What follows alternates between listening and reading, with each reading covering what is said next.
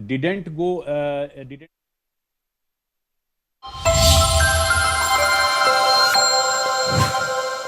Security advisor and his Chinese counterpart also met in St. Petersburg on 12 September. The problem in these two areas pertained primarily to obstructions of our long-standing patrolling activity. In Demchok, there was also the question of access by our nomadic population to traditional grazing grounds, as well as to sites of significance to local people. As a result of this recent understanding, arrived at after intensive negotiations, resumption of patrolling through the traditional areas is underway. It was initially tested by sending out patrols for verification of disengagement on the ground and is now being followed up by regular activities as per the agreed understanding. Following the October 21 understanding, Prime Minister and President Xi Jinping had a meeting on the sidelines of the BRICS summit in Kazan on October 23. They welcomed the understanding and directed the foreign ministers to meet and stabilize and rebuild bilateral relations. The special representatives were also to oversee the management of peace and tranquility in the border areas, besides exploring a fair, reasonable, and mutually acceptable solution to the boundary question. In pursuance of that, I held discussions with Foreign Minister Wang Yi again on the sidelines of the G20 summit in Rio de Janeiro on November 18, 2024. Sir, Raksha Mantriji also met Chinese Defense Minister Dong Jun at the ASEAN Defense Ministers meeting ADMM Plus in Vientiane on November 20. The two ministers discussed progress on the recent agreement on disengagement, the need to address de-escalation along the LAC, and the requirement to strengthen CBMs. They agreed on the importance of continued meetings and consultations at various levels. The House will remember that the October 21, 2004 agreement is the latest in a series of understandings regarding the resolution of the situation at various friction points in eastern Ladakh. In the aftermath of the events of May-June 2020 and the initial disengagement in Galwan Valley in July 2020, there was a foreign ministers meeting in Moscow in September 2020. At that time, our government's position was underlined that the immediate task was to ensure the comprehensive disengagement of troops in all the friction areas. It was also emphasized that the large concentration of troops along the LAC was not in accordance with the 1993 and 1996 agreements, and that the Indian side would not countenance any attempts to change the status quo unilaterally. We also expected that all agreements and protocols pertaining to the management of border areas would be scrupulously followed. Sir, the disengagement has now been achieved in full in eastern Ladakh through a step-by-step process, culminating in Depsang and Demchok. With the task of disengagement completed, it is now our expectation that discussions would commence in regard to the remaining issues that we had placed on the agenda. For the benefit of honorable members, I wish to flag for your attention the previous positions articulated in Parliament previously by the government on this issue.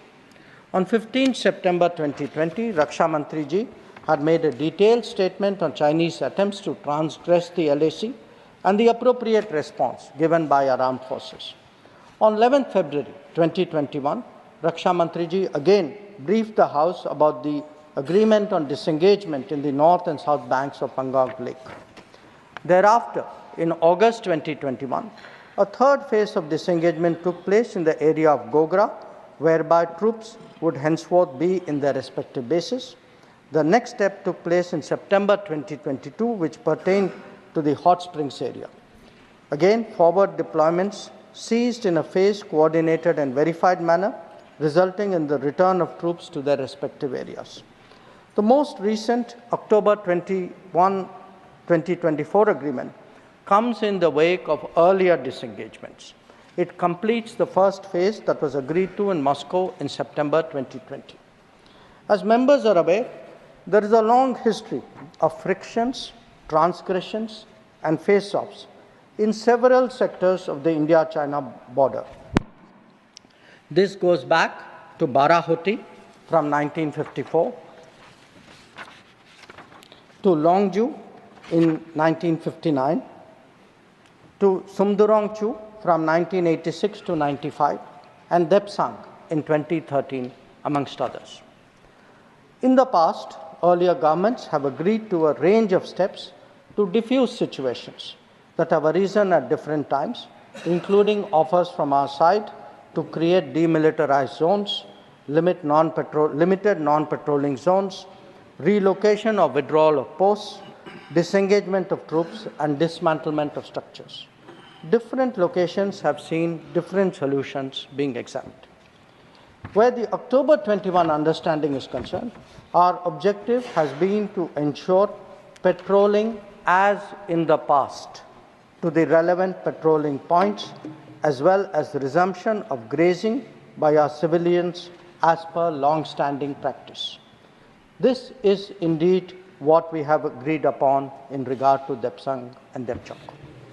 In a few other places where friction occurred in 2020, steps of a temporary and limited nature were worked out based on local conditions to obviate the possibility of further friction.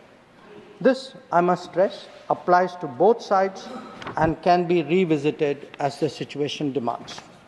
In that sense, our stance has been resolute and firm and serves our national security fully.